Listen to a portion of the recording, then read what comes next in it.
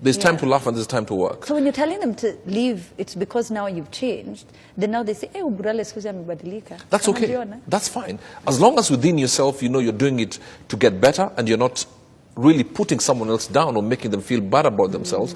But there comes a time that you have to think about yourself. Because some people who are fun are people who will take you to your grave. You understand what I'm saying? You can't be laughing from Monday to Sunday. There's a time to work. There's a time to be serious. You must hang around people who challenge you. Not people who laugh at your jokes all the time. People who will tell you, let's do business. Not let's go and have shisha all the time.